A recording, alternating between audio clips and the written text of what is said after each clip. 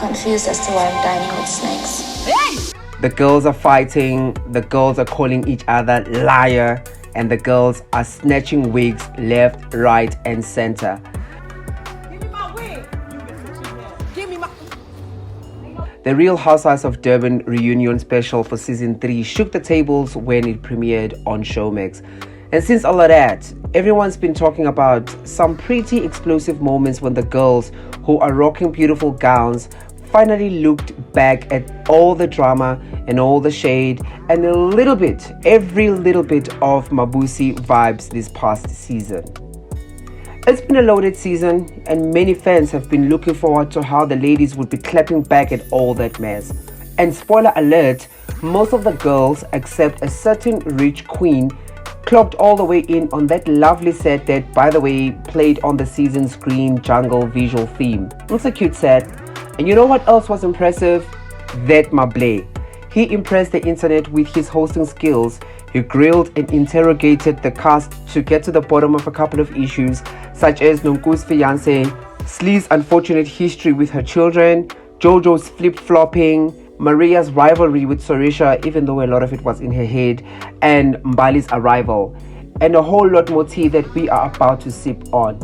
Stick around for a look at the most explosive moments this past season while we chat about the most shocking, most talked about, and most interesting moments from the reunion special. Welcome back to the Quench channel. If you are already a subscriber, Ngenapa. If you are new around here, spill some tea in the comments, give us a like, Betuna, and of course, subscribe. I want to talk about MaBlerh's style as a reunion host, first of all.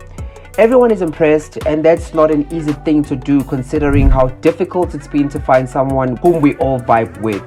And finally, I think we found the perfect man for the gig. MaBlerh also recently hosted the Real Housewives of Durban reunion special, which means people at the top in these spaces have identified Uguti he's ready to be our new Andy Cohen. Give that man his coins. Give that man his tender.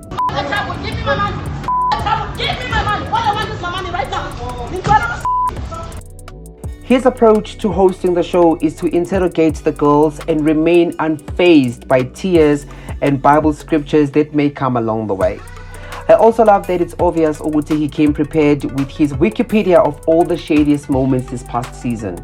The way he gagged Sane at the end, I can't help but stand. I do, however, think he went a little too easy on Sorisha. Part 2 is still coming, so maybe we can look forward to that, but I still think that maybe production doesn't want to rattle Sorisha a little bit too much, because she and Nonku have become the anchors of the show. We can't be losing any more of the cast members. Ngati, it's the Real Housewives of Johannesburg. And now, on to all the tea that was spilled. Starting out with Nonku.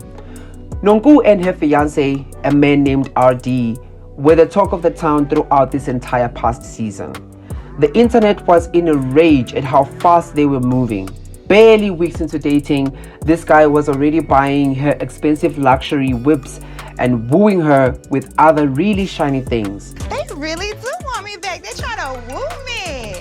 Thank you. Many people just felt it was giving red flags and love bombing, especially since it hasn't been quite clear how he makes all that big money. There's also the issue of his past with the correctional services. The man has served a 6-month jail sentence on charges of rape before. MaBlerh wasted no time before asking the big questions, and Nonku became visibly emotional and, started crying. Our girl also had to clarify what she meant when she said the new girl Mbali gives her Mabusi vibes. There was a big fight in the season when Bali found out and threatened to throw hands if Nonku didn't come right. I just wonder what Mabusi must be thinking watching the show now that her name is associated with being a hustler. Who is ready to throw hands? Maria and Bali talked about their first season and experience on the show. I think for that particular segment, a lot of focus definitely went to Maria, who came out guns blazing. She dragged some of the girls, including Jojo, Nonku, and Rue, for body shaming, and also exposed Jojo for starting some between her and Sorisha. And how funny was that dildo in the wind comment directed at Rue? Now, we do know that Maria came in and immediately felt threatened by Sorisha, but we didn't know that there was a whole narrative going on beyond that. Sorisha, of course, sat there and watched the girls snitch on each other. I think one of the best moments was definitely when Sane was exposed. She was denying the racist comments she made towards Annie until MaBlerh said, "Hold my beer, roll the tapes." Sane also had to explain what she meant when she said Annie slept her way to the top, and of course, the first thing she said was, Annie is not at the top at all. An apology? Maybe? No? Okay. On part 2, the reunion will probably get a little bit more into the demise of Nonku and Slee's friendship. Let's wait for part 2, which drops this coming Wednesday on Showmax, before doing a full season 3 review right here. It's gonna be a thorough one, so be sure to subscribe for that.